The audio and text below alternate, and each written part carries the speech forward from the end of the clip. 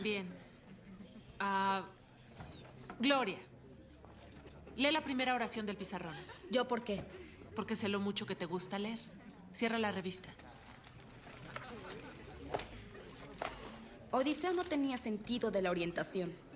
Ninguna de estas oraciones son correctas. Quiero que corrijan las oraciones usando los tiempos correctos y ortografía en la página 4 de sus libros.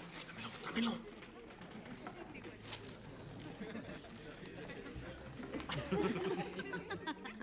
No tengo página 4, la arrancaron. ¿Y por qué no usas la página en blanco?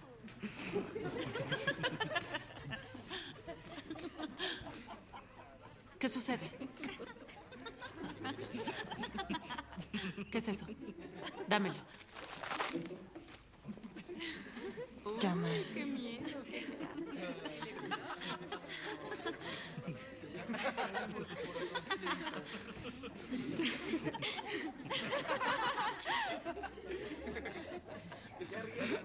¿Qué es esto?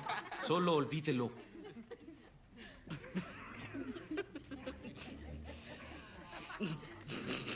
¿Crees que es divertido? Tito, ¿sería divertido si fuera un dibujo tuyo? No lo es.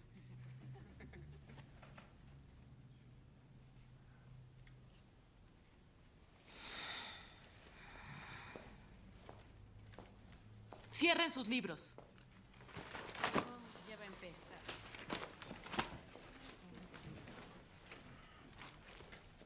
Deberíamos hablar de arte.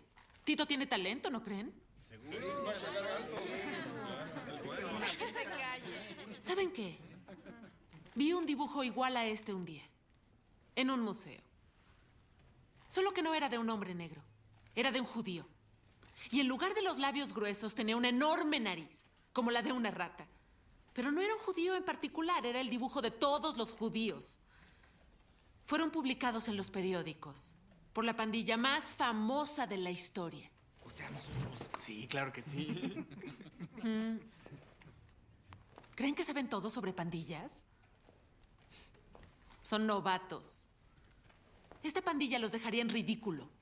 Iniciaron pobres, llenos de ira, y todo el mundo los humillaba hasta que un hombre decidió darles un poco de orgullo, una identidad y alguien a quien culpar. ¿Apoderarse de barrios? No es nada comparado a ellos. Se apoderaron de naciones. ¿Quieren saber cómo? Solo desaparecieron a los demás.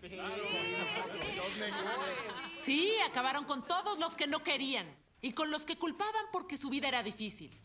Y una de las maneras de hacerlo fue esta. Sí, ellos imprimieron dibujos así en periódicos. Gente judía con enormes narices largas, hombres negros con labios enormes. También publicaron evidencia científica que probó que los judíos y negros eran la menor escala de la especie humana. Los judíos y negros eran como animales, y como eran solo unos animales, no importaba si vivían o no.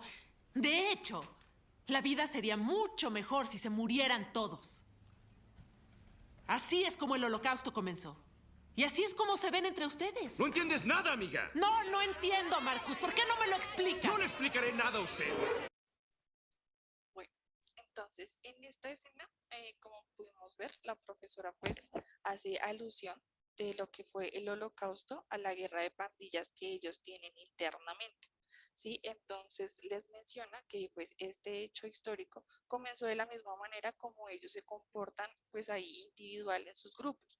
Es muy importante mencionar que más adelante la profesora se da cuenta que ellos no tienen ningún conocimiento del Holocausto, ¿sí? No saben qué es ni qué pasó. Entonces esa va a ser como la herramienta de trabajo que la profesora utiliza para contextualizarlos en la guerra racial que ellos tienen internamente.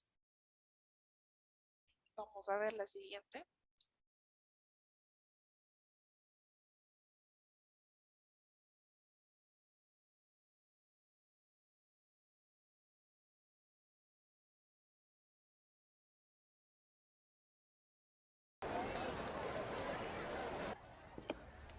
¿Y este? Están estudiando el Holocausto. Oh, no, no lo podrán leer. Lo intentarán. Los libros no se están usando. Revisa sus notas de lectura. Si les das estos libros, no los volveré a ver y si regresan serán inservibles. ¿Qué tal este? Romeo y Julieta. Es una gran historia de pandillas. No, los libros no. Esto es lo que les damos. Es Romeo y Julieta, pero en versión condensada. Pero incluso estos, ve cómo los tratan, ves lo maltratados que están, les hacen dibujos y... Señorita Campbell, saben que les dan estos porque no creen que puedan leer más. No tengo presupuesto para comprar nuevos libros porque los chicos no los regresan. Entonces, ¿qué hago? ¿Comprarlos yo misma? Depende de ti, pero sería un desperdicio. ¿Hay alguien más con quien pueda hablar de esto? Lo lamento, pero... No entiendo. ¿La Junta Educativa autoriza que los libros se queden aquí sin que nadie los use? Te voy a explicar. Este es un sistema descentralizado. Significa que el director y yo tenemos la autoridad de tomar estas decisiones sin tener que acudir a la Junta, que tiene mayores problemas que resolver. ¿Entiendes cómo funciona ahora? Perdón, no era mi intención saltarme su autoridad. Jamás haría eso. Es que... no sé cómo sumergirlos en la lectura sin esto. No lograrás obligar a una persona a querer educarse. Lo mejor es intentar que sean más obedientes, que tengan disciplina. Ese sería un enorme avance para ellos. Listo. Entonces, pues esas van a ser las escenas que voy a mostrar debido al tiempo. Bueno, entonces como ustedes pueden ver, pues en la película el tema de la raza y condición socioeconómica es la que impregna toda el transcurso, ¿sí? Entonces, yo lo abordé de la forma en que en el aula, en la actualidad, ya sea ahora o antes, las discriminaciones raciales siempre están ahí, ya sea igual por su aspecto físico o por la región donde vienen. Siempre tenemos estudiantes en el aula que son de otras regiones del país. Por ejemplo, en este momento tendríamos estudiantes que vienen pues de Venezuela y pues esa discriminación racial entre los niños y entre los maestros siempre se va a ver ahí. Lo importante sería pues cambiar esa perspectiva para que pues la discriminación ya sea racial, pues eso no lo podemos cambiar de un momento a otro, no se dé en el aula, que pues es el lugar donde los niños aprenden y conviven y empiezan a ser ciudadanos desde pequeños. Hay una parte donde una de las protagonistas menciona que el colegio o la escuela es como la ciudad, ¿sí? Pero en versión miniatura y escalada.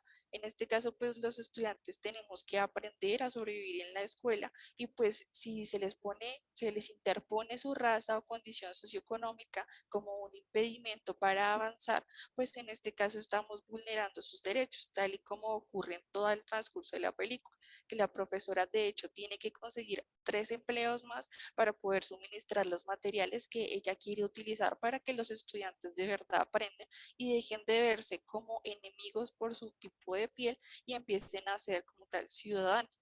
Esta pues sería lo que corresponde a mi exposición.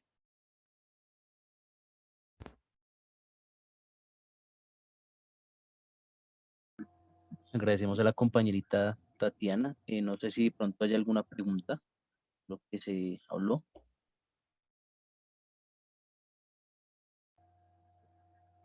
Yo tengo una pregunta para la compañera. Dime. ¿Por qué decides elegir esta película a pesar de que es tan, por ejemplo, tan vieja en lo que es el cine actualmente?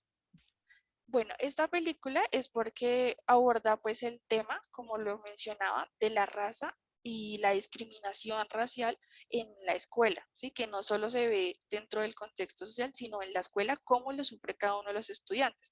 Sí, es una película bastante vieja porque es del 2006, pero me parece que aborda esos temas de una forma muy condensada y cómo un maestro, en este caso nuestra labor docente, puede superar esos estigmas que todo el mundo le impone para salir adelante y dejar de lado lo que es el racismo.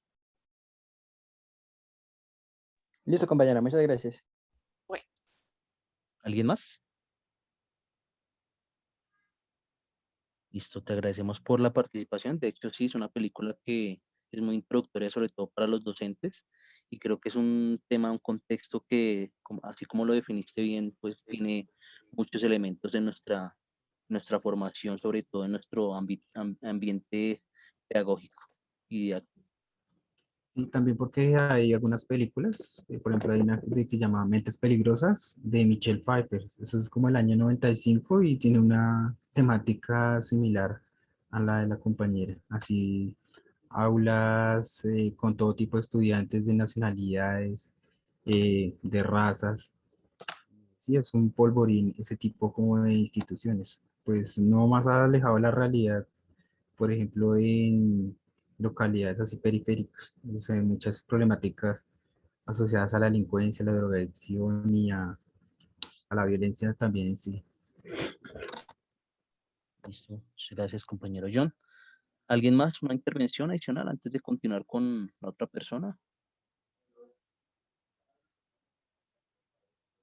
Bien, entonces, ¿cuál es la siguiente persona?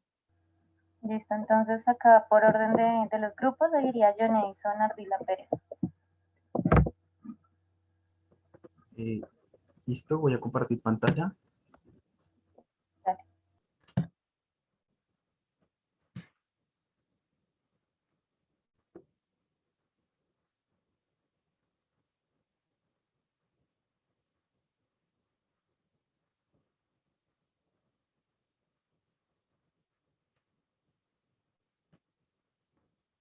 ¿Ya aprecian la pantalla mía? Sí, ya. Sí, señor. El focus que yo elegí busca como tratar o mencionar algunos discursos relacionados con la raza, la clase y precisamente el discurso político. Entonces seleccioné 4 memes, entre ellos unos de raza, también de clase y el último sí es como discurso político.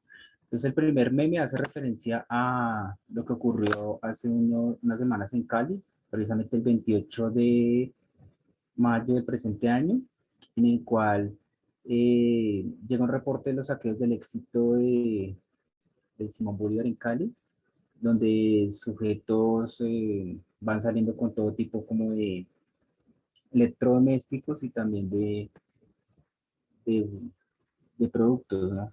Y no precisamente productos, digamos, de la canasta familiar, sino otros tipos, ¿no? Por ejemplo, alcohol y otro tipo de cosas, ¿no? Entonces, el primer meme es sobre Carman y Token, ¿no? Entonces, el primero dice, no sé meterme a saquear el de uno, ¿viste? Entonces, dice Carman, ¿cuántas veces tengo que repetírtelo? Eres un caleño, ¿sabes cómo saquear un supermercado? Entonces, ahí hablas como la falacia de presuposición, porque es negro, entonces él sabe robarse, porque es caleño, entonces él sabe saquear. El segundo meme es con Miguel Polo Polo. Entonces, Miguel Polo Polo es un ferviente uribista, influencer, algunos dicen, y en una ocasión renunció al Centro Democrático porque sencillamente le negaron el aval. Y por esas mismas fechas, el presidente Álvaro Uribe eh, manifestó que le gustaría que este señor Jorge Cárdenas, que es otro ferviente uribista, pero es como tiene más fama y por lo que ha participado en novelas y en realities de aquí en Colombia. Entonces, sí, Miguel Polo Polo argumentó que se iba a quejar ante el comité del partido del Centro Democrático debido a que no le permiten ingresar a dicho partido. Entonces, bueno, esos son los dos primeros. Los otros tratan como del fiscal Barbosa, ¿no? Entonces el fiscal Barbosa es amigo del presidente Uribe, no al presidente Duque, no de Uribe. Eso fue en una entrevista que hizo Paloma Valencia, que precisamente señaló eso. De igual manera, independiente de si es Duque o Uribe, ahí es un conflicto de intereses y también por así decirlo, como de clientelismo o nepotismo incluso. Entonces, Barbosa es amigo de Duque, no de Uribe Cabal. Relaciones de amistad entre el presidente Duque y el nombramiento del fiscal Barbosa, el 31 de agosto del año pasado.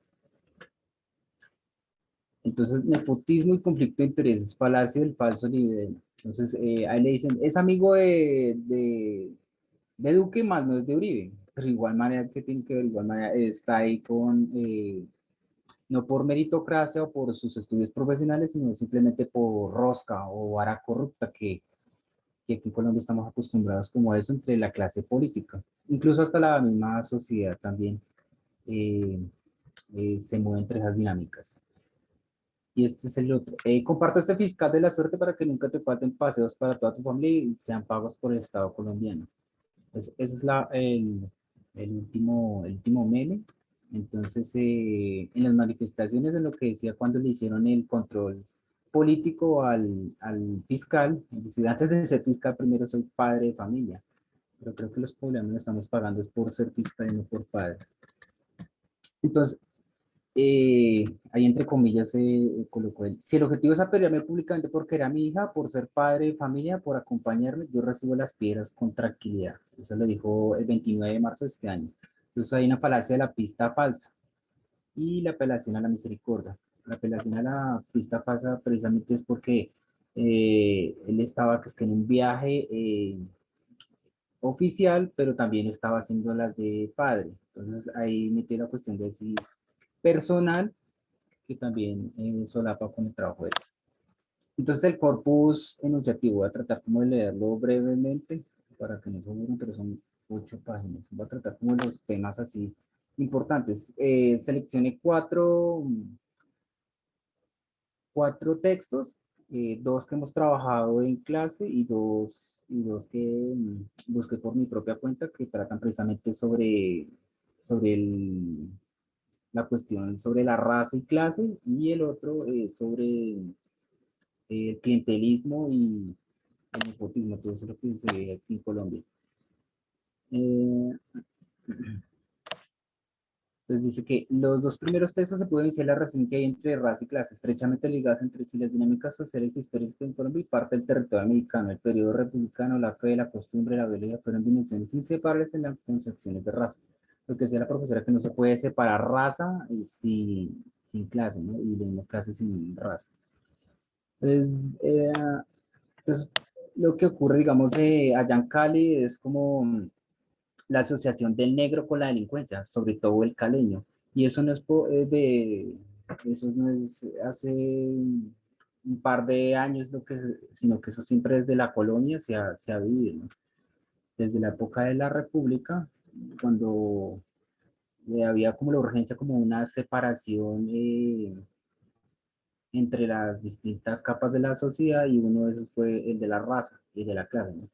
Entonces, por ejemplo, el hombre blanco, cristiano, católico, era como el llamado a ser como estar en la cúspide de esa pirámide social y también de la modernidad. O sea, el negro y el indígena eran como esas clases consideradas razas degeneradas. Incluso hay por ahí un término de Upri, de uno de los autores, que señala eso. Pues por cuestiones así como de tiempo no voy a poderlo leerlo todo. Bueno, entonces voy a tratar más o menos la explicación de los dos. Entonces, lo que pasa, por ejemplo, con el Polo Polo. Entonces, Polo Polo ha manifestado querer estar en ese partido, pero le ha negado muchas veces debido a que sus papás eran primos. Pero entonces, si uno se pone a pensar, esta señora María Fernanda Cabal también, sus papás eran primos y ella es congresista desde el 2014. Entonces, ¿qué es lo que le impide a Polo Polo realmente llegar a este partido? Porque ferviente uribista sí es, y también la cuestión ha sido lógica. Sin embargo, este no ha podido ingresar al partido, y yo creo que lo más probable es por la raza y también por la clase. Él es una clase o una raza, una clase, por así decirlo, de las capas inferiores, a comparación, por ejemplo, de este señor Jorge Cárdenas, que, digamos, su fama le ha generado un capital social, cultural y también político, porque hasta el mismo expresidente lo invitó a que se uniera a su partido, ¿no? Entonces, ¿qué es lo que le hace falta a Polo y qué es lo que realmente le impide no llegar a este partido, ¿no? Entonces, por eso es un argumento ad hominem. No se ataca a Polo por su éxito, se ataca por su raza, por su condición de que sus padres son primos, ¿no? O sea, es una cuestión así endémica. Y el otro del fiscal Barbosa, la cuestión de esas relaciones políticas, sociales, culturales que tiene, nos tiene tan acostumbrados la política colombiana. Si lo feo de las roscas no pertenecer a ellos, y ellos siempre le han buscado eso, ¿no? Los que están en la política, los que están allá, son una clase privilegiada, una clase comerciante, y no más, no la cuestión de así meritocracia o por sus estudios profesionales. Un ejemplo de ellos es el senador Macías, ¿no? Que no ni siquiera terminó el bachillerato, pero ahí se está devengando un sueldo como de 35 millones mensuales. Y lo mismo que pasó con lo del fiscal. El fiscal está ahí precisamente por esa rosca, por ese conflicto de intereses que hay, ¿no? Y lo que pasa es que con este gobierno de Duque, solo señala a dedo, en comparación de anterior gobierno de Santos, que él sí buscara la forma de que nombrar una terna, algo más participativo, en que los colombianos o digamos diferentes candidatos tenían esa acción de llegar al cargo. Pero todo cambió cuando llegó la nación de Duque. Y creo que eso es todo, muchachos. Eso es lo... Me gustaría, digamos, abordar un poquito más, pero por cuestiones así de tiempo. ¿Hay un poquito más de tiempo, Jefferson? Quedan 5 minutos, compañero. Entonces puedo terminar así. Entonces hay un texto que yo consulté, que entre la bibliografía, que se llama Legitimidad, Clientelismo y Política en Colombia, ensayo en interpretación. Entonces ahí habla como la cuestión así social relegada de la política, en comparación de la cuestión así comerciante e industrial. O sea, las personas que tienen un capital económico, les va a ser más fácil seguir aumentando ese capital económico a través de la política, porque la política usted puede administrar recursos, puede disponer de cierto tipo como de privilegios que uno no tendría, por ejemplo, eh, como en la industria o en el comercio, ¿no? Entonces, digamos, con la cuestión de la política, puede mover los hilos para aumentar esa fortuna, y es lo que usualmente ha pasado aquí en Colombia, ¿no? Entonces, lo que critica el texto precisamente es que tradicionalmente la política lo han hecho las capas altas, las élites, y colocan todo tipo como de impedimentos para precisamente para que otras capas inferiores no puedan ingresar a hacer la política. Eh, yo creo que eso sería todo, muchachos. ¿Alguna pregunta, inquietud? Sí, yo, compañero. Respecto al primer meme que escogiste, este pues es actual. ¿Crees que si no hubiese pasado lo del paro, estarían citando un caleño o podrían citar otro tipo de región? Pues yo creo que lo que pasó con Europa es que precisamente esos discursos eran buscando como hacer una distinción entre la sociedad. Entonces Europa, el hombre blanco, moderno, civilizatorio. En cambio, lo que quedó en la periferia, los asiáticos, los africanos, los latinos, somos como las razas degenerados en cuanto a, digamos que no somos civilizados. Y lo que pasa en Estados Unidos, el negro allá es asociado a la delincuencia, eh, precisamente porque la política o los discursos de, de los que están en la parte alta van en busca de precisamente como de segregar, de excluir de ciertos asuntos políticos, culturales, digamos, a cierto tipo como de personas provenientes de las capas inferiores, entre ellos son los negros. Allá en Estados Unidos hay como guetos similares como a los campos de concentración en Alemania nazi o los guetos judíos en Europa. Yo creo que, digamos, esa la raza la que hace es van es como buscando la forma como de excluir o de segregar a cierto tipo de individuos para decirle que no somos iguales, somos distintos y usted allá y yo acá, y precisamente es como en lo que va, ¿no? Digamos, es como un proceso de blanquitud, ¿no? Había como un racionamiento científico en que había que decir que los genes ricos, la eugenesia, los genes ricos eran los genes blancos y los genes pobres en decadencia eran las otras razas. Y eso precisamente ocurrió en Estados Unidos, por ejemplo, ya se maneja un racismo fuerte, incluso esta agrupación, el Ku Klux Klan fue uno de ellos. Listo, compañero, muchas gracias. No, ustedes. Listo, entonces agradecemos también el contexto histórico y también digamos que la intervención política que es muy acorde con el lenguaje gráfico que se describe. Seguimos con Paola. Sí, ya les comparto, me confirman por favor.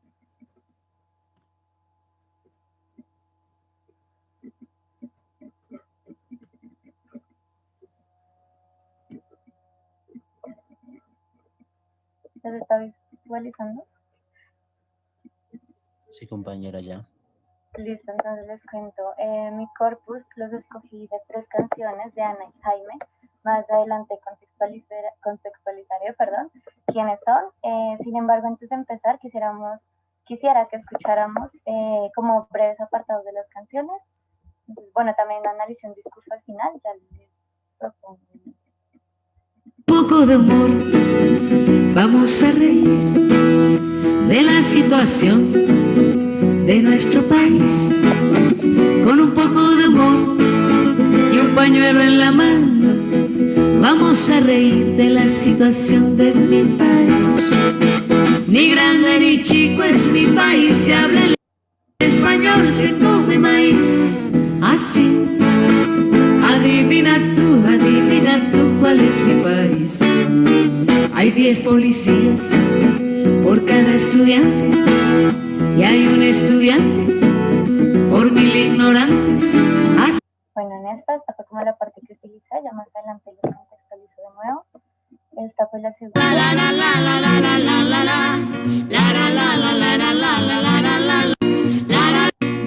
Historias que nadie cuenta.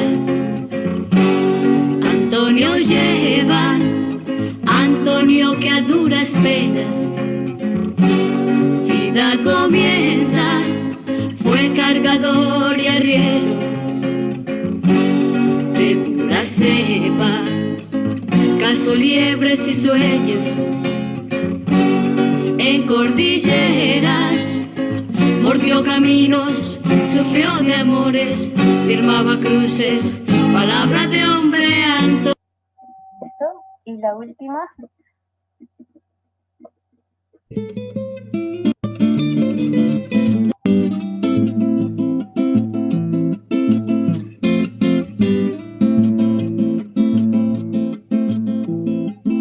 Ricardo bajó a la aldea estrenando amaneceres, silbando canciones frescas sin olvidar sus quehaceres.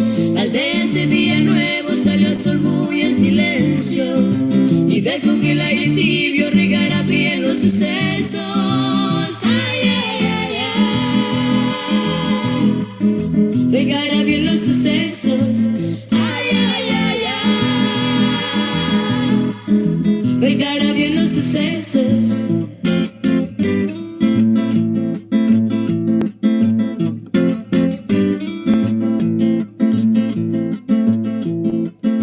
Ricardo reunió a los hombres y les habló con despacio, palabras verdes esperanza teñidas de sal y selva.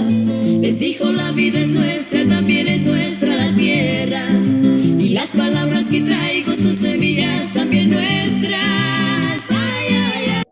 Listo, entonces ahora sí teniendo como este contexto, quiero compartirles esta frase. En sí mi trabajo lo titulé Colombia, el país más alegre del mundo. Y todo lo contextualicé bajo esto. El que ríe no recibió todavía la terrible noticia.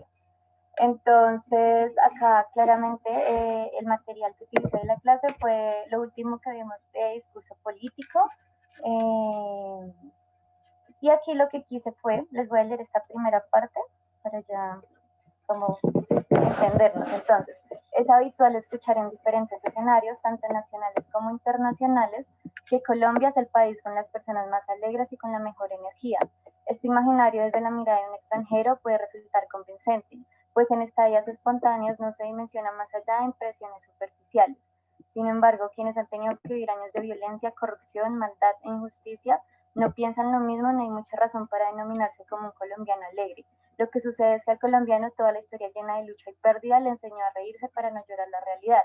Aquí yo sustento todo mi trabajo, mi corpus, etcétera, las canciones de Ana y Jaime, desde eso, ¿no? Desde la posverdad que mencionaba en el discurso de Erna, que nos hablaba allí hablaban de Colombia es pasión. Yo lo quise hacer como Colombia el país más alegre del mundo porque es algo que escucho muy seguido.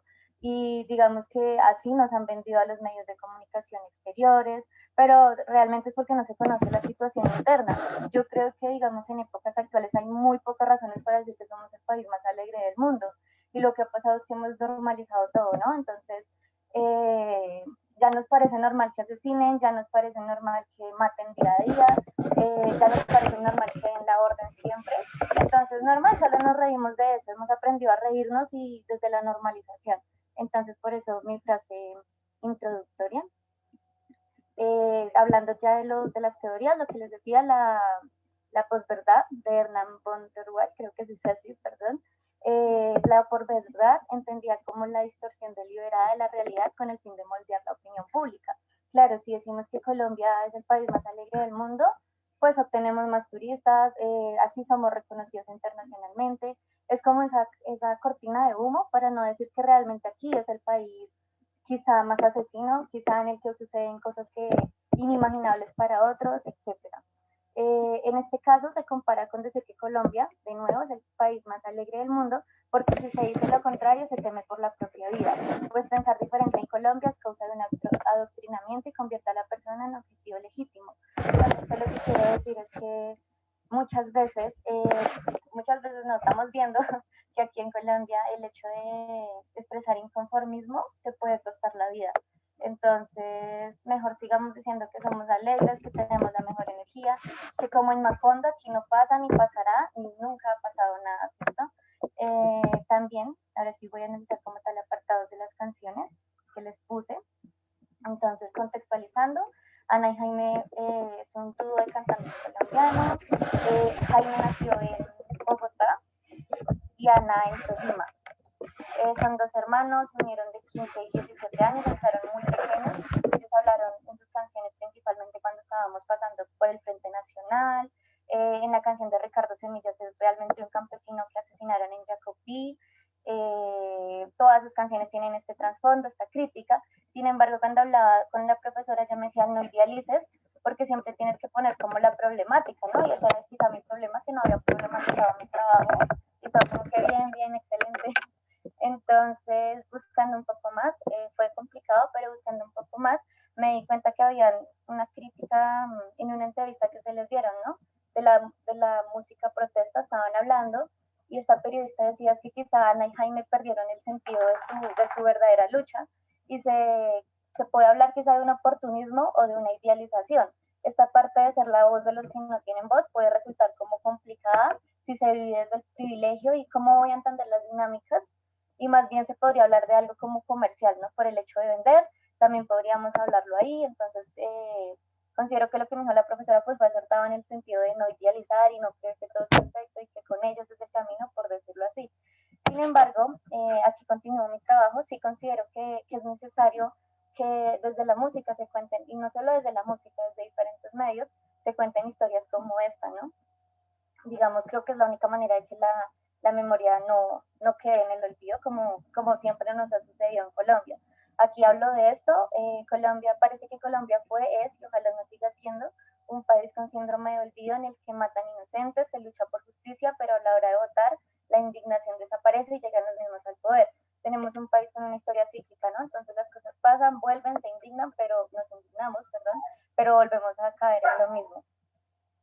Las canciones de Ana y Jaime apuntan a que la historia no ha cambiado en nada, pues lo único distinto son los contextos y los nombres de las víctimas. Bajo esta premisa, sí es necesario que existan más voces como la de ellos, que muestren lo que realmente es Colombia, que le hablen al pueblo sin miedo a la repercusión que esto puede ocasionar. Volviendo a los temas de la clase, la posverdad que nos mencionaba Berna en su texto es Colombia es pasión, sin mencionar que el riesgo es que te quieras quedar en ella.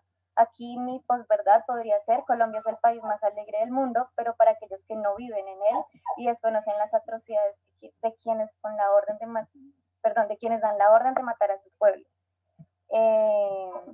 La primera canción les diré mi gente.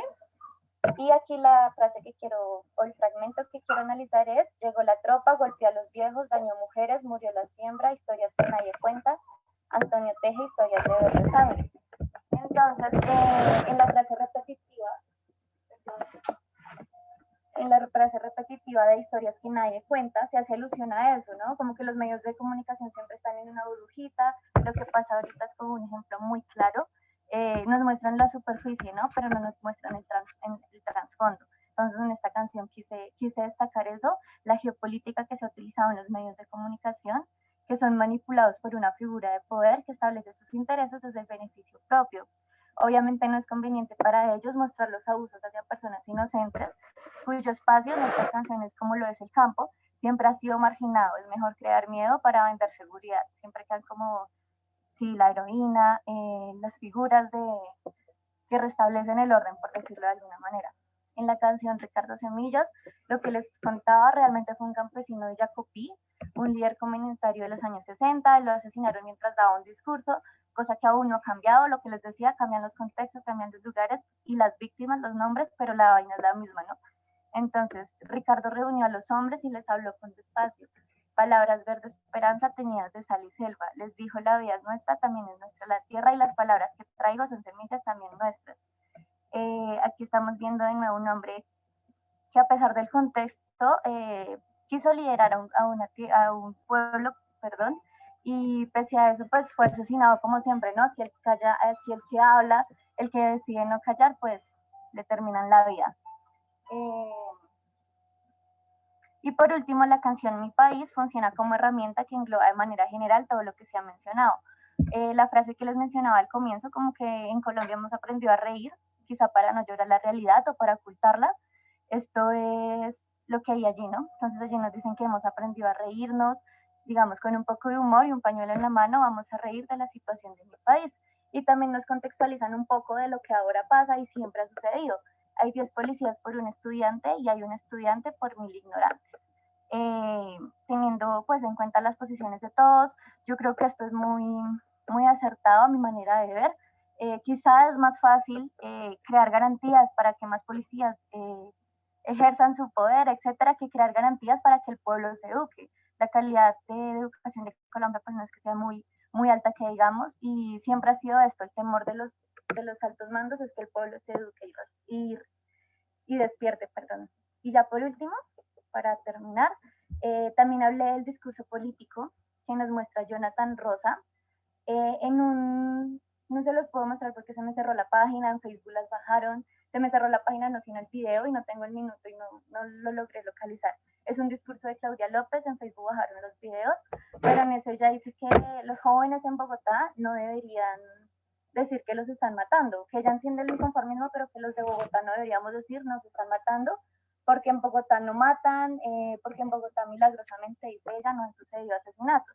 Sin embargo, yo analicé más allí y dice que en realidad ya hay 2 indagaciones por abuso policial. Obviamente por ahí pasa la cuenta, pero digamos que las que se han establecido.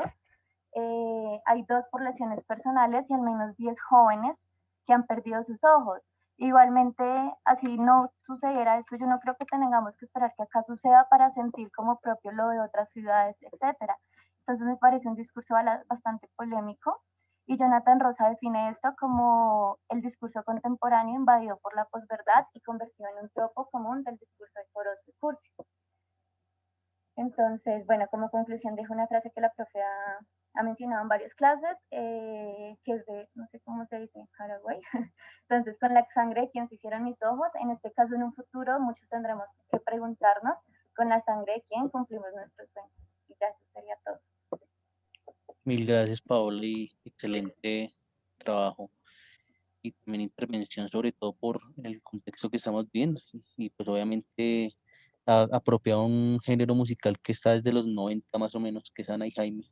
Lo recuerdo como 10º grado también, la canción épica de ellos. No sé si alguien tiene preguntas de pronto con el trabajo de la compañera Paola. No sé si de pronto el compañero que me tiene a mí como su evaluación. Sí.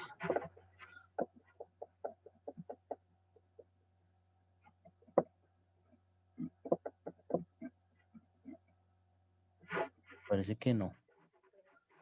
De pronto no sé si de tarde y no sabía. Pero bueno, entonces si no, podemos continuar.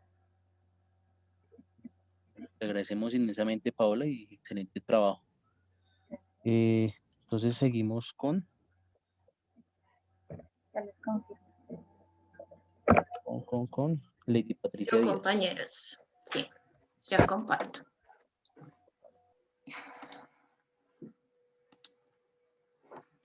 ¿Están viendo mi pantalla? Sí, señorita.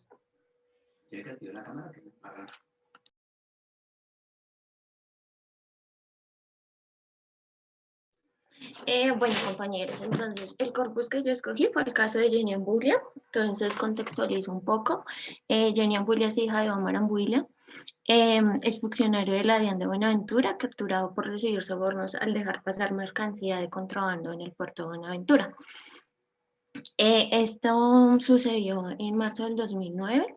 La noticia se volvió tan popular que Jenny fue imagen de varios memes donde se burlaban cómo mostraba sus lujos y en redes sociales y cómo los justificó cuando fue capturada diciendo que los había obtenido por influenciadora y por una empresa de helados. Entonces, todo este caso generó varios temas, como varios memes, como les indico, pero aquí he escogido uno específicamente de Martín Santos, publicado el 30 de marzo del 2009, donde indica lo siguiente: a la del Lamborghini rojo que la juzguen no solo por ladrona, sino por loba. Martín Santos, como sabemos, es hijo del expresidente Juan Manuel Santos, con un reconocimiento por dar siempre su opinión en esta red social sobre varios temas polémicos. Todos sabemos, es bastante claro a quién se refiere en este tuit, pero era necesario colocar o completar la frase con la palabra lobo. Martín tiene un estatus y cierto poder de reconocimiento y además por ser hijo de un expresidente es muy activo en esta red social donde expresa su punto de vista. Entonces, teniendo este tweet, recibió las siguientes respuestas, unas a favor y otras en contra de lo que había dicho, y esto lo voy a desarrollar en 3 temas, que son clase, raza y género. La clase, entonces, la respuesta de un usuario, del usuario Parlet, que puso clasista o realista. Entonces da el reflejo de que se llega a pensar que está bien que en la sociedad en la que estamos una persona sea catalogada como loba. Es decir, que está bien pensar que una persona que se muestre con lujos, carro, joyas, etcétera, es loba, o más bien el hecho de mostrar sus pertenencias a los demás. Y si lo vemos desde el punto de vista diferente, si estos lujos los hubiera mostrado una persona que siempre ha tenido dinero y que todo el tiempo ha vivido con lujos, ya no es loba. Ahora enfocado en la raza. En Colombia es muy común que la gente estandarice las personas negras y señalando específicamente la frase dada por el usuario Mario Vélez. Además, sin ser racista, en Colombia es bien sabido que los negros, entre más plata tienen, más ordinarios son. No es cuestión de clasismo o racismo, es evidencia empírica. De milagro, la negrita no tenía el carro de color amarillo o fucsia. Entonces, porque Jenny, la negrita, como le escribe Mauro, inmediatamente era lógico que se comportara de esa manera, como la expresión que he escuchado en varias ocasiones y en diferentes situaciones. Negro tenía que ser. No porque su color de piel sea oscuro, los estandariza que sean bullosos, ladrones o extravagantes. Conozco y he visto gente blanca que tiene estos mismos comportamientos. De nuevo entra el conflicto, el concepto de ser negro en este país. Conocemos personas blancas que son ladrones, los nulli, como un ejemplo muy conocido. ¿Cuánto dinero robaron? Y no eran negros. Es más, son graduados de las mejores universidades y uno de ellos con un trabajo de grado de responsabilidad social de los negocios, ética y educación. Esto es un tema de principios, de moral, no de color de piel y clase. Entonces, ya en el tema de género, el término loba es comúnmente escuchado para señalar a las mujeres por su comportamiento o forma de vestir. Pero ¿por qué relacionamos inmediatamente con la mujer? ¿Por qué no se emplea también el término lobo para los hombres? Porque no es común escuchar el término refiriéndose al género masculino. Algo que siempre se ve en nuestra sociedad y se pelea es la igualdad de género y que la mujer no se le nombre o señale por su libre forma de comportamiento y expresión. No era necesario que Martín Santos complementara la frase, sino por loba. Con lo del ladrón era bastante claro que todos los lujos no fueron trabajados de forma honesta y que debía ser juzgada. Y finalmente, pues aquí también quiero hacer la creación de que no es buena la forma como la familia Ambuila obtuvo todos sus lujos, no fueron obtenidos de manera correcta con un trabajo honesto, pero esto no es excusa para que lo señalen y sea motivo de burlas por su género y color de piel. Listo, compañeros.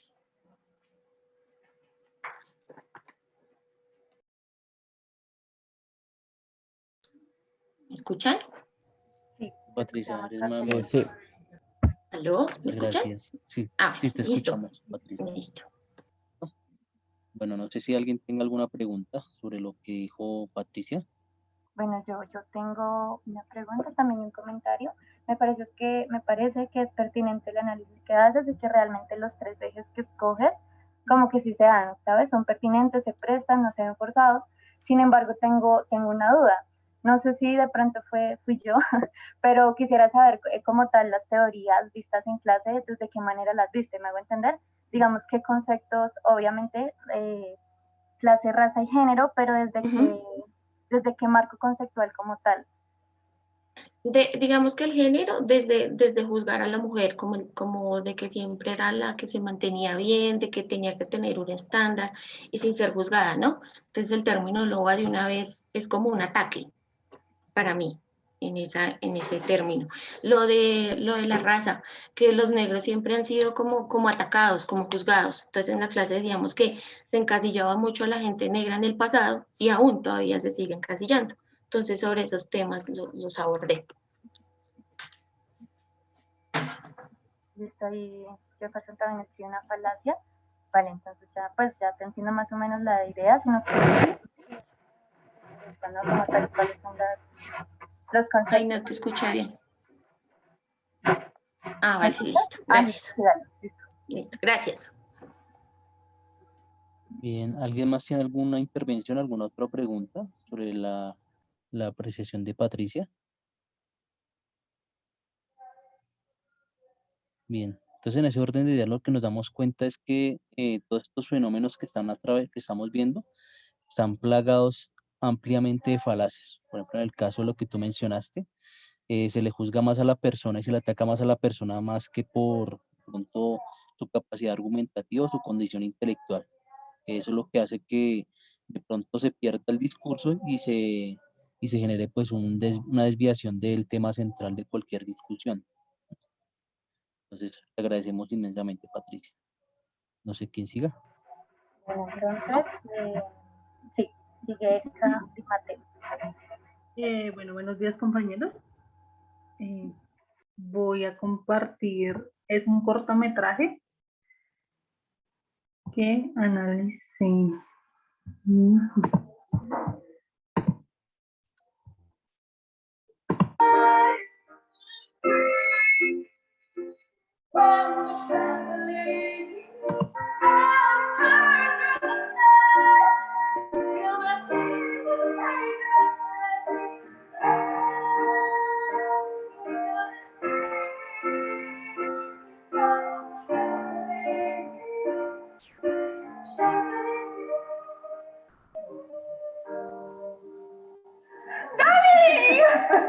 ¡Joder, por fin! Sí, por fin, Feria, por fin, ¿qué tal? ¿Cómo estás? Ay, yo muy bien, ¿y tú qué tal? Por fin de vuelta de Erasmus. Habrás ido a clase por lo menos, ¿no? Sí, se intenta.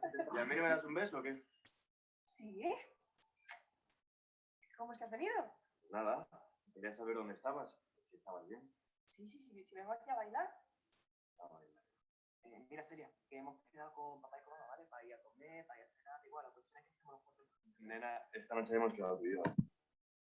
¿Qué pena están escuchando? Sí, sí se escucha. Sí, se escucha. Bueno, sí, pero mi hermano... Joder, con tu hermano puedes quedar otro día, ¿no? Pero no importa, que no. ¿Qué me estás vacilando? No, te pregunto, ¿tú me estás vacilando a mí, niño? ¿Que te vas a poner borde conmigo? Sí, me voy a poner borde contigo. ¿Tú me estás vacilando, niño? Celia, no voy a consentir que me levante la Tú a mi voz. hermano no le hablas así, payaso. Vale, ya está. Yo me pido. Tú verás lo que haces. No, espérate. Me voy a casa por ropa y me arreglo. ¿El arte para qué? Estás bien así, venga, vámonos. Celia, por favor, no te vayas ahí. Celia, me favor. Celia. Celia. Celia. Bueno, yo esa parte la analicé. Aquí no sé ni cómo volver a compartir. Bueno, como tal en el texto, lo que analicé. Espera, América, un segundo. ¿Estás compartiendo tu texto? No. Ah, ok. Yo solamente, porque como tal, yo aquí hablé como tal de todo el género, pero en esta parte yo le analicé, le coloqué una falacia. La falacia que es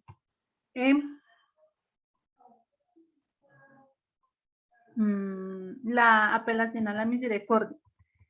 Lo que hice fue que, ahí como podemos ver, el hombre la agrede por medio de sus palabras, como que le quiere decir como que o se va con él o se va conmigo, entonces comienza como a justificarse con sus palabras de que bueno, entonces haz lo que quieras, como para manipular. Y en el siguiente fue que le dijo como que para que se va a cambiarse así está bien, o sea, como que no le importa ver a la mujer de otro modo, sino como que pues, es un objeto para él. Y la siguiente que 258.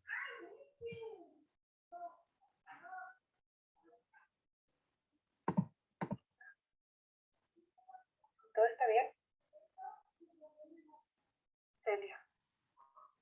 No está bien. Tía. Pero es que le quiero. Él a ti no. Bueno, ¿y tú qué sabes? ¿Tú qué sabes lo que siente él? A veces las personas son difíciles. Pero es que el amor es eso. Es querernos con nuestras virtudes y nuestros defectos. ¿Qué virtud ves tú en tener un ojo morado?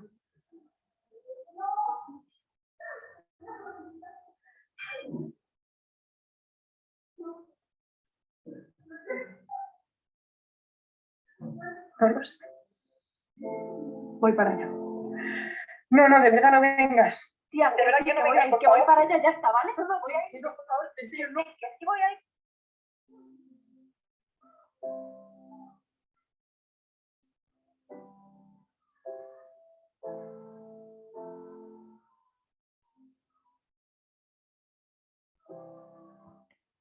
Bueno, y en esta parte podemos ver cómo la mujer justifica sus golpes, o bueno, no es que los justifique, sino que,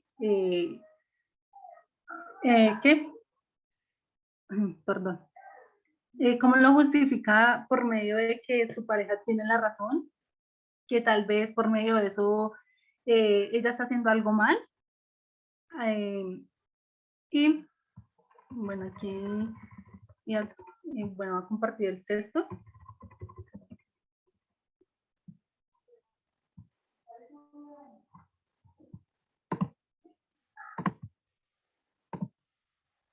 ¿Ya lo ven, compañeros? Sí, señorita, ya lo veo.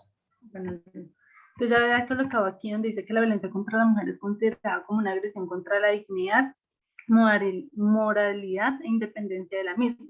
Es por eso que en el artículo 1 de la Declaración sobre la Eliminación de la Violencia contra la Mujer define a esta misma como todo acto de violencia de género que resulte o pueda tener como resultado un daño físico, sexual o psicológico para la mujer. Inclusive las amenazas tales actos, la coacción, la privación arbitraria de libertad, tanto si se producen en la vida pública como privada. De acuerdo a lo anterior, la violencia contra la mujer es una problemática social que afecta a aspectos tanto sociales, culturales como económicos. Cuando se habla de violencia se hace referencia a la violencia física, psicológica y sexual que se manifiesta la mayoría de veces en la familia. También en la sociedad en la que vivimos. Un aspecto importante a tratar es que anteriormente se vivía en un sistema de sociedad patriarcal que convertía a la mujer en un objeto de pertenencia más del hombre, ignorando totalmente sus actitudes y actitudes, bloqueando su participación en cualquier ámbito de liderazgo y poder.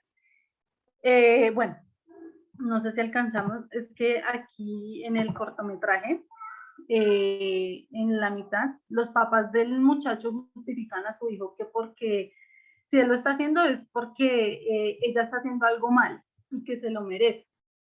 Y ya lo último, el hombre encontró otra falacia que es la falacia de la apelación a la misericordia. Es como que a todo momento quiere justificarse y quiere llorar y pedirle perdón y que no lo vuelve a hacer, que la última vez, que no lo deje. Entonces ella ya está como decidida en no seguir con él porque se dio cuenta todo el daño que le está haciendo y que ella pues no se ha dado cuenta, bueno, no se había dado cuenta por lo enamorada que estaba.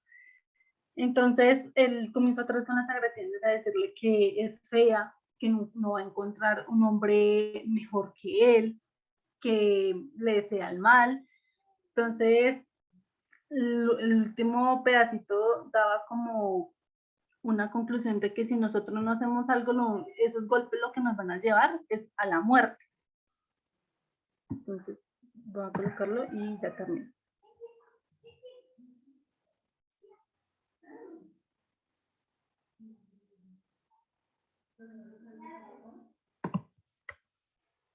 ¿Sabes qué dijeron? ¿Sabes qué dijeron? Es que soy el texto, pero no el video, Erika. Ay, perdón.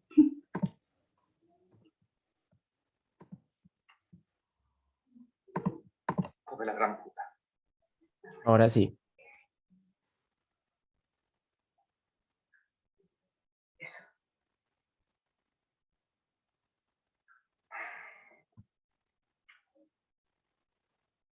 Bueno, ¿y qué pasa con los padres de Juan Carlos? ¿Ellos qué tienen que decir? Esa es la gracia. ¿Sabes qué dijeron un día? Los llamamos al fijo, hablamos con ellos, les contamos lo que estaba pasando, cómo estaba la niña, lo que estaba pasando con Juan Carlos. ¿Sabes qué dijeron? ¿Sabes qué dijeron? Algo habrá hecho tu hija. Daniel, ¿qué clase de persona puede decir una cosa así? ¿Cómo se puede tener la sangre fría de justificar el ojo morado de una chica?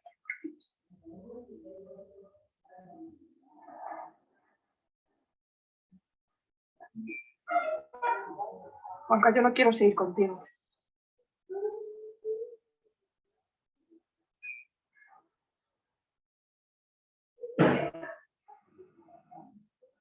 ¿Cómo que no quieres seguir conmigo?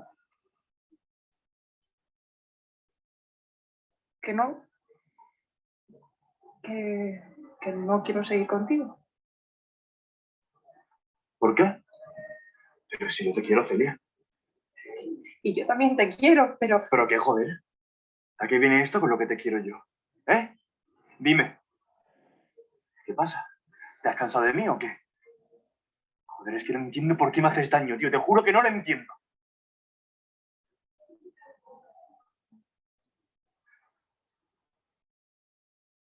Vale, a ver. A ver, Celia, yo lo sé, ¿eh? Que hay cosas que hago mal. Lo sé. Pero te quiero muchísimo, Celia, te lo juro. Me pegas. Me insultas. ¿Por qué te portas así conmigo? No lo sé.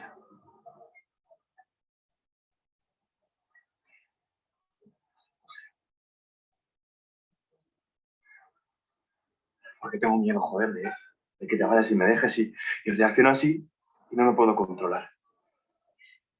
Pero te juro que te quiero muchísimo y que voy a cambiar, ¿eh? Que te lo juro que voy a cambiar. Es que no es una. No es una, son muchas. Vale. Y muchas, y Sí, muchas más. Y yo no sí. puedo. Joder, que sí, joder, que sí, que te lo reconozco, que sí, que tienes razón, pero que te juro que voy a cambiar y que todo va a ser diferente, que te voy a hacer feliz, que te lo No, juro Juan que sí, Carlos. que debe ser No, diferente, de verdad, por favor. no, Juan Carlos, por favor, déjame. Vale. Pues nada. ¿Sabes lo que te digo? Que no vales nada.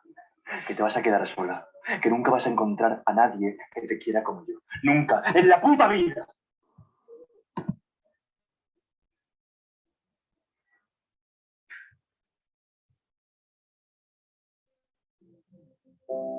Esa misma noche confesándose autor del crimen. Según su propia declaración, le propinó un fuerte golpe en el rostro. Los resultados de la autopsia indican que la muerte se produjo a causa de un severo traumatismo en el cráneo y obstrucción de las vías respiratorias. Aunque no constaba denuncia alguna previa, la familia y los vecinos están consternados. Conocían la historia y todos afirman que debieron hacer más.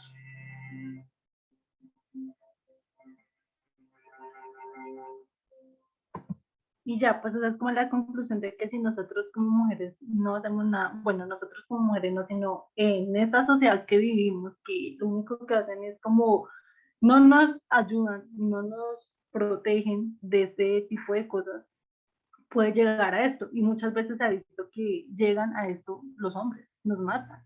No podemos hacer nada. Entonces esa es la conclusión y ya ese es mi trabajo. Listo, Erika. Muchas gracias por compartir nuestro trabajo. Primero, ¿algún compañero tiene alguna pregunta? Ay, qué pena. Antes de que alguien haga una pregunta. Tranquilo. Yo la asocié con una lectura que vimos en el último periodo, el último corte, perdón, la de género. También lo asocié como que los hombres a nosotros no nos dejan como estar en un mandato porque está mal, o decir la palabra presidenta está mal. Entonces lo asocié con este video de cómo nosotros perdemos el poder, así sea, o sea, ejerciendo nosotros mismos, de decir no, no más, sino como que lo justificamos todo, y así lo vi en la lectura. Y ya. Listo. Ahora, sí. Sí, también quería resaltar eso, como enfocarlo a la lectura que hicimos correspondiente al género, donde antes se veía a la mujer sumisa, que era detrás del hombre, que el hombre era el que tenía la razón. Entonces digamos que ahorita ese maltrato es más abierto, es más visible, pero antes digamos que se veía bien, ¿no? Porque el hombre era el que tenía la razón, el que mandaba en el hogar, y se permitía ese maltrato a la mujer y no era tan notorio. ¿Listo? ¿Alguien más? Bueno, entonces, de nuevo, Erika, gracias por compartir nuestro trabajo. Considero que es un tema bastante, digamos, que nos compete a todos, ¿no? Como hablaba y como hemos hablado, yo creo que en todos los trabajos presentados, estamos acostumbrados a la normalización, ya todo nos parece igual, muchas veces tenemos que esperar que las cosas sucedan en nuestro entorno para sentirlas y para realmente decir, no es normal, no es habitual que estas cosas sucedan y después es lamentable, ¿no? También el cortometraje que utilizaste pues tiene un mensaje fuerte. El hecho de que la muchacha termine pues asesinada es algo bastante fuerte y siento que es pertinente para abordar esto de la figura sumisa de la mujer. Lo que decías de la lectura, esas figuras enunciativas también, ¿no? Entonces, ¿quién tiene el poder? Aquí estamos viendo que el hombre y la mujer simplemente por miedo, por múltiples razones, pues acostumbrada a callar, ¿no? Entonces, gracias por compartirnos el cortometraje y también dárnoslo a conocer. Y seguiríamos con Jefferson. Buen día a todos. Un momento a compartir pantalla. Bien. No sé si me confirman si la ven, por favor. Sí, ya se ve Jefferson. Listo. En este caso yo elegí una película colombiana, un clásico del cine colombiano, que es La gente de la Universal, película exhibida en el año 93 por Felipe Aljure. Sus actores Robinson Díaz y Álvaro Rodríguez, entre otros, son las figuras más representativas.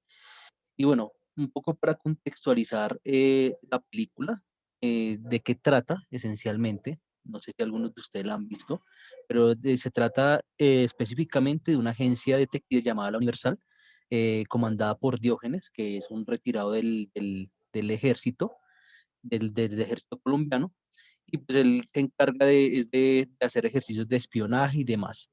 Se centra ahí, pero también no solamente se centra en esa organización, él mantiene o digamos que lidera esa organización junto con su esposa y con su sobrino, Clemente Fabiola, es la mujer en este caso, y de un momento a otro recién una noticia, bueno, una sorpresa, y es que se comunican una persona que es española, está presa por un supuesto crimen. El español lo cita para que le haga un espionaje a la mujer. La mujer, en este caso, sería la amante, que es una actriz porno, ¿sí? Una actriz triple X. En este caso, pues se desarrolla así, en ese ambiente, el ambiente de la Universal, la agencia de la Universal, también en la cárcel, donde está obviamente el español.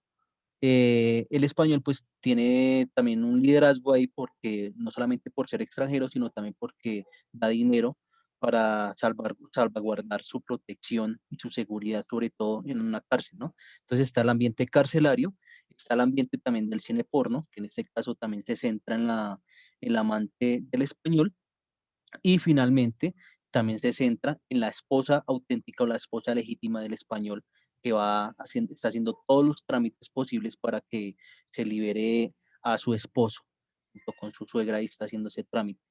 En ese ambiente también me quiero centrar porque es el español o una persona extranjera enfrentándose al amplio mundo y absurdo de la burocracia.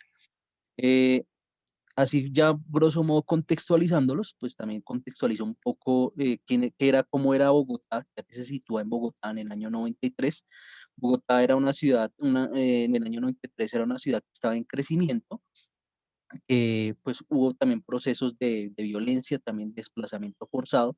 El impacto urbano empezó a reproducirse a grandes escalas. Por ejemplo, ya no se estaba situando solamente en el centro, sino que se estaba pues, demográficamente reproduciendo a otros sectores, por ejemplo, el suroriente, oriente, etcétera. Y empezó un desarrollo urbano y un crecimiento abismal que también trajo consigo una serie de factores sociales muy marcados, entre ellos la inseguridad, entre ellos pues el AMPA, entre ellos los crímenes y demás. Tan así es que en esa época fue, digamos que haciendo como un paralelo entre los años 90, el año 93 fue el año con mayores crímenes que ocurrieron y también con mayores impactos de procesos carcelarios que hubo. Entonces, pues, ya ambientándonos así, podemos como concluir de que debido a ese conflicto, a ese problema social, posiblemente el director Felipe Aljure quiso ambientar esa película de esa manera, en la cárcel, ¿no? Ya habiendo mostrado eso, me quiero centrar es en los ambientes, primero de poder, segundo de relaciones, bueno, relaciones de poder, de género, por supuesto, y también de falacia, ¿sí?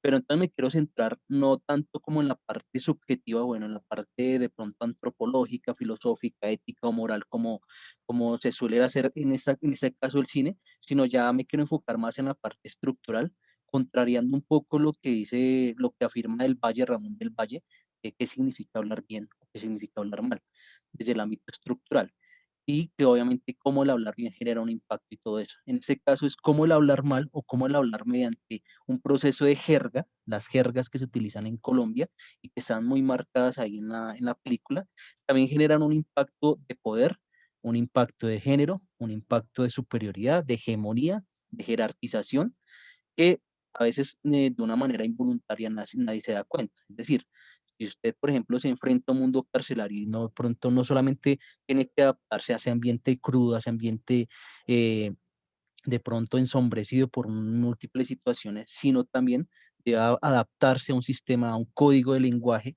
que si no lo acepta o si usted no lo asimila, pues también se va a ver consumido o consumida de una manera espantosa, ¿no? Entonces, las características enunciativas, escogí uno, dos, tres, cuatro, porque pues obviamente la película es bastante extensa y el tiempo apremia. escogí algunas expresiones de cómo la jerga genera una reacción en los personajes, cómo la jerga también desvirtúa, también deslegitima, también, también subestima a la otra persona, digamos, a los otros receptores, a tal punto de generar también una reacción. Y es lo que en este caso se pretende hacer con la película. Más allá de definir que, sí, es que la película habla de la corrupción, habla de los bajos mundos, habla de cómo está muy mal distribuida la sociedad, eso ya se sabe, y eso ya digamos que a primera impresión se nota, pero lo que se trata o lo que se pretende hacer con el trabajo es que cómo el lenguaje también puede aportar y fortalecer, y el lenguaje informal, más que todo, puede fortalecer esos fenómenos y esos problemas sociales que están muy presentes a lo largo del filme. Entonces, empiezo primero mostrándoles, bueno, digamos que mostrándoles sí las expresiones, como haciendo una breve contextualización. Posteriormente les expongo las escenas para que ustedes pues todos comparemos, contrastemos la información. Entonces, la primera es, ahora sí van a creer que es un marica.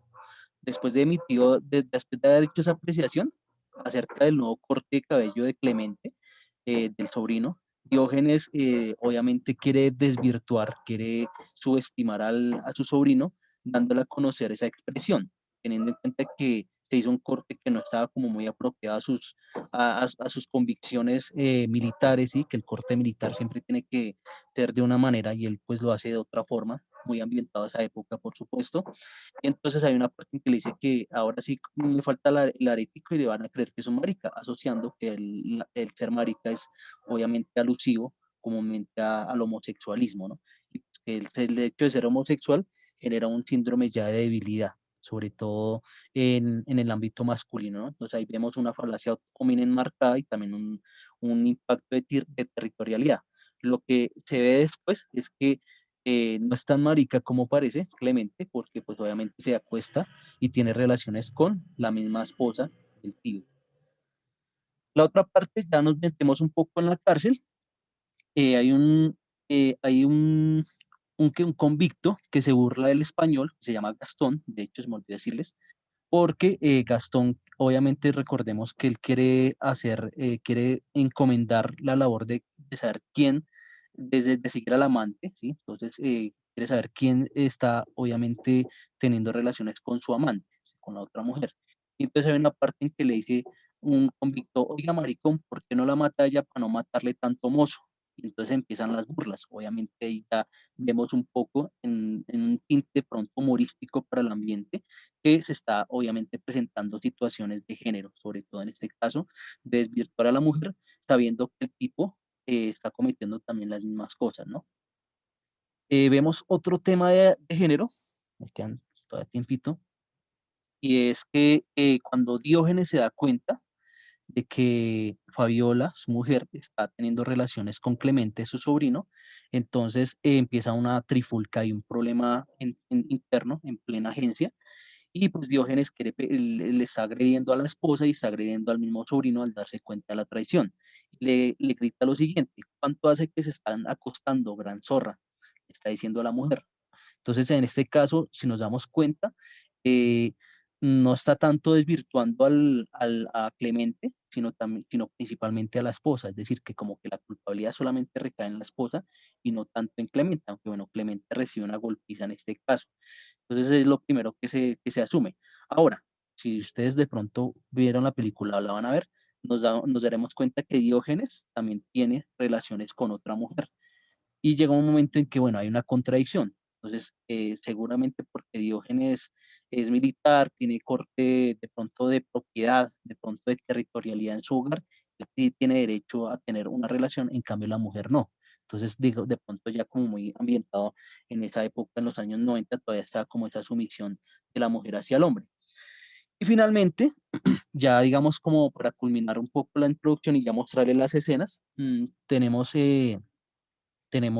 la parte en que las españolas, bueno, la mujer, la verdadera mujer, la mujer legítima de Gastón, Begoña y su suegra, que son españolas, van a un banco pues a retirar un dinero y pues obviamente en el mundo burocrático del banco, de los bancos, no le dan el dinero para pagarle la fianza al esposo, solamente les dan cheques a largo plazo. Y entonces la expresión es contundente, la suegra de, que de Gastón dice, pero qué país, 500 años y aún no se han inventado los bancos. Entonces, desde un principio hay una superioridad de que en Europa sí hay más orden, supuestamente, y que acá en Bogotá pues todavía estamos en un retroceso, sobre todo burocrático, ¿sí? Me quise basar principalmente en un autor que se llama Halliday, es un autor que me llama mucho la atención, que es obviamente sobre los lenguajes eh, principales, ¿sí? Sobre todo de cómo el ser humano, más allá de ser una persona política, una persona social, cultural, es una persona de lenguaje. Entonces, cuando usted nace mediante un lenguaje, genera un sentido de propiedad y un sentido de autenticidad que define y que puede posibilitar también un ámbito o un impacto cultural.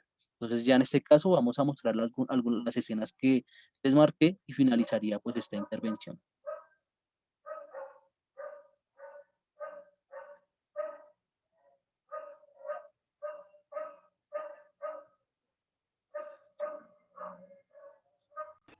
Jefferson no se escucha. Ajá, no Ahora estás sí. compartiendo.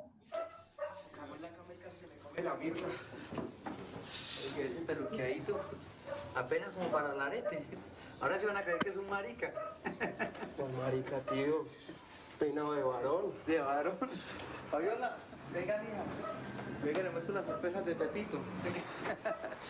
Mire ese peluqueado, apenas para el arete. Tío. Listo, y ahí empieza No, pues sí a se ve divino. allá empieza como a generar, a gestarse de pronto la traición ahí. La otra, 57-52.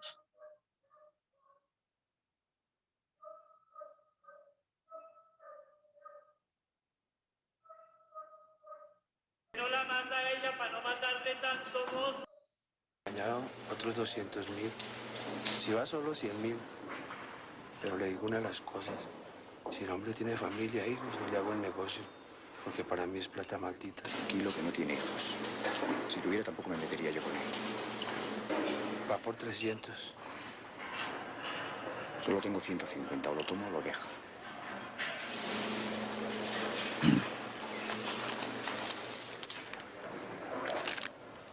Hágame un favor.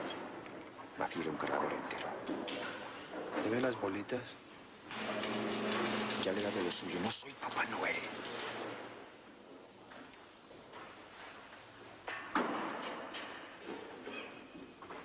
Oiga, maricón. Maricón. ¿Por qué no la manda ella para no matarle tanto mozo?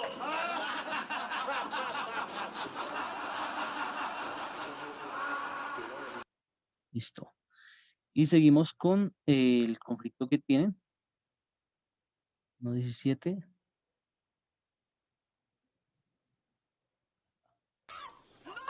¡Dije que no más, carajo! ¡Pero déjelo, Diógenes! ¡Que lo va a matar, Diógenes! ¡Cuidado que lo va a matar! ¡No más! ¡No más! ¡Que no más! ¡Que lo va a matar! ¡Que lo va a matar! ¿Cuántas están acostando, gran zorra? ¿Dónde está mi revólver? Yo mato a ese gran maricón. Listo. Y seguimos con la del tema de poder, hegemonía, 43-47.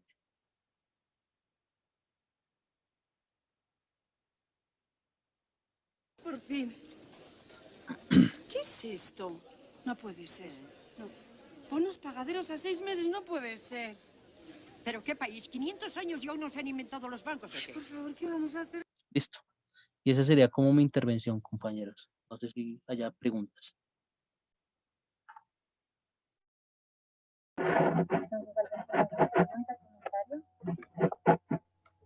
No, pues a mí me pareció que es pertinente. Lo que sí no me quedó como muy claro es los temas que abordas, o sea, acerca de ¿qué? De lo que hemos visto. No sé si fue que no los escuché bien o qué Sí, pena. sí, no te preocupes. De hecho, sí, lo planteé desde el inicio, fue los temas de poder, relaciones de poder, género, y pues también un poco, digamos que el hablar bien, pero obviamente en este caso lo modifiqué con el hablar mal y cómo el hablar mal también genera estos fenómenos sociales y culturales, a partir de la jerga, obviamente. Era solamente eso y pues me parece un buen trabajo, la verdad. Está muy enfatizado en lo que era y no sé, estuvo súper bueno. Listo, gracias. Entonces, de nuevo, Jefferson, gracias por traernos este corpo.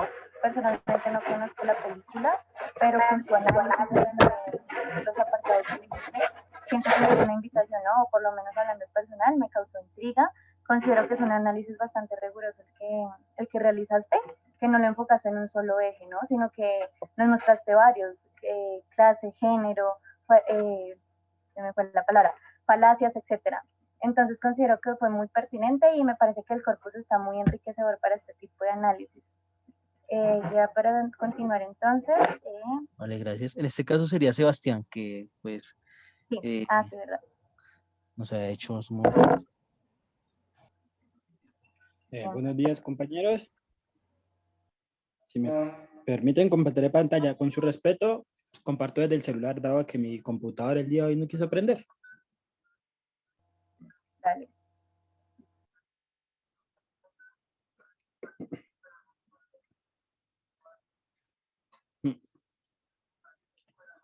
Compartir. Un momento.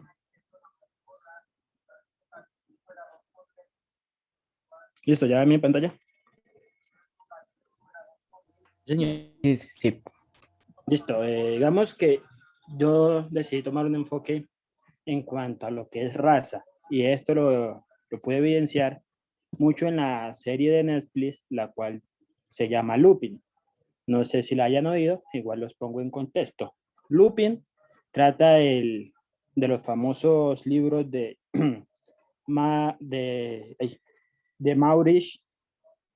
Leblanc, el cual digamos que para los franceses él es un escritor muy famoso, que es el contemporáneo a Arthur Conan Doyle, que si lo conocen o si no, es el escritor de las obras de Sherlock Holmes. Maurice para los franceses vendría siendo el contemporáneo de Arthur, y Arsène Lupin, el personaje ficticio en el cual se está basando la serie, ese viene siendo el contemporáneo a Sherlock Holmes, que para los franceses Lupin es un ladrón de guante blanco. Cuando Netflix hace su adaptación, toma como actor principal a Omar Sy, que es un francés de descendencia senegal, y en cuanto a esta noticia se dio a conocer a los medios de comunicación, inmediatamente llovieron las críticas. ¿Por qué llovieron las críticas? Muchos fanáticos y medios de comunicación hicieron su disgusto al saber que a Lupin iba a interpretar una persona afrodescendiente, porque para los franceses, digamos que es su obra literaria más grande, por la comparación que tiene con Sherlock Holmes. Entonces, para muchos de ellos fue algo que no podían simplemente aceptar. El momento en el que Omar él se siente seriamente halagado, dado a que este personaje, como él bien sabe, para los franceses significa algo, y que Netflix haya decidido dar este toque dramático dándole a una persona de color este papel, a él lo pone eufórico, lo pone feliz, y no tanto hacia los muchos seguidores que tiene Lupin. Como vemos muchos tweets en cuanto a este en particular, el que está aquí a la derecha, hace referencia a que dice que a una persona blanca la debe interpretar una persona blanca, y a un negro le debe interpretar un negro.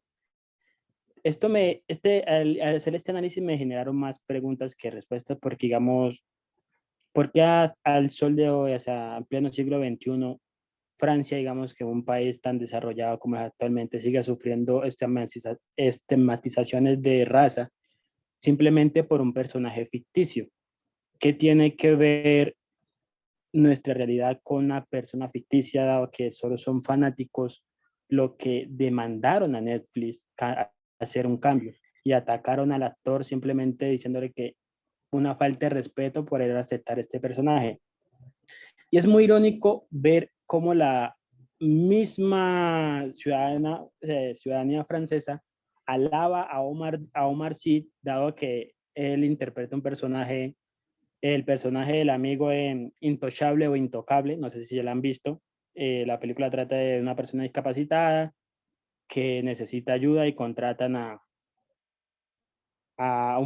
esta persona para que le ayude, el cual es interpretado por Omar Sy, y él en esta película gana alabanzas, gana mucho respeto, qué pena, gana mucho respeto en cuanto a toda Francia, y cuando le entregan el papel de Lupin, esta misma gente que lo alababa en su principio también se le devuelve, lo ataca, diciéndole que es una falta de respeto. Y lo que también me parece irónico es que, digamos, no son todos los franceses, pero digamos en Francia, en el momento actual, según un periódico, uy, se me olvidó el nombre del periódico, discúlpenme, compañeros, hace énfasis en que a las afueras de Francia se está retomando lo que era la Francia blanca, la Francia antigua, la Francia encaminada a sus a sus ideologías antiguas de clase donde los blancos tenían el poder. ¿Se me va a entender? Entonces, surge, digamos que este choque con Netflix, porque digamos que Netflix lo hace de manera puntual, o sea, no digamos, no fue simplemente que como la mayoría de veces que se presenta el autor, se presentan los actores y el mejor se gana el papel. No, Netflix desde un principio apuntó a una persona negra, apuntó a hacer este cambio, ¿no? Lo hizo con la intención de generar un cambio o de demostrar que se puede cambiar en cuanto a la ciudadanía francesa, que ellos están muy acostumbrados a lo que es interpretación debido a lo que a lo que se plasma en el lenguaje. Es decir, digamos, si Lupin era blanco, ellos esperaban sobremanera, cuando se anunció que se iban a hacer la serie, que Lupin fuera una persona de color blanco, dado que Lupin en los libros, si los invito a que por favor, si tienen en algún momento, se tomen el tiempo de leerlo, digamos que es un paralelo a Sherlock, y el que le guste esto le fascinará a Lupin. Digamos que Lupin es un duque que roba a los mismos duques para así hacerlos caer por ciertos motivos para beneficio de él o para beneficio del pueblo. Y es chistoso, sí, me parece chistoso a mí ver cómo toda una sociedad defiende a un ladrón ficticio. Porque muchos ciudadanos franceses deciden defender a este personaje, como digo, hago énfasis en ficticio, y tras de hecho es un ladrón. ¿Qué nos hace entender esto? ¿Qué nos pone a pensar en cuanto a lo que se está planteando en Francia actualmente? ¿Sí? ¿Se va a entender? Es como que tras de hecho, o sea, no simplemente refutan el hecho de que es un actor blanco, simplemente que no lo interpreta, sino que también hace énfasis en el que Lupin es un ladrón. O sea, ¿por qué una sociedad se uniría muchos en comparación a defender lo que es un ladrón ficticio, como ya he venido diciéndolo actualmente?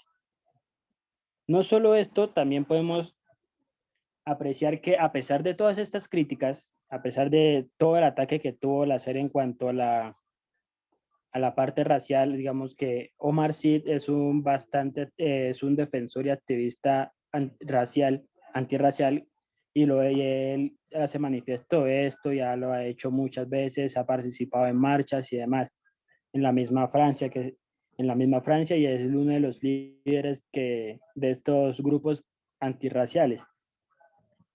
Y miren que esa parte que él hace de lo antirracial también es defendido por muchas personas a nivel Francia, pero simplemente él se ganó ¿cómo diría? El disgusto de muchos franceses simplemente en el hecho de cuando empieza él a actuar como Lupin. Pero sin importar las críticas, sin importar todas las cosas que se dieron, Omar Sy gana el premio César al mejor actor y a mejor serie. Y digamos que los premios César vienen siendo los contemporáneos a los premios Oscar, simplemente que estos se dan a nivel francés, igual que los premios Oscar conmemoran o premian a la que es la mejor serie y a lo que es el mejor actor. Entonces ya se nos va a acabar, entonces creo que voy a finalizar aquí, compañeros. No sé si tienen alguna pregunta en 50 segundos. Pues no, nos falta un compañerito. Listo, entonces, dudas, preguntas, sugerencias. Compañero, ahorita le va a pasar un poema de Leopold Senghor que se llama Hombre de color. Bacano. Creo que se está acabando. Nos quedan 20 segundos. Bueno, ahí le leo rápido. Dice, cuando yo nací, querido hermano blanco, cuando yo nací era negro, cuando crecí era negro, cuando me da el sol soy negro, cuando estoy enfermo soy negro, cuando muera seré negro. Y mientras tanto tú, hombre blanco, cuando naciste eras rosado, cuando creciste fuiste blanco, cuando te da el sol eres rojo, cuando sientes frío eres azul, cuando sientes miedo eres verde, cuando estás enfermo eres amarillo, cuando mueras serás gris. Entonces, ¿cuál de nosotros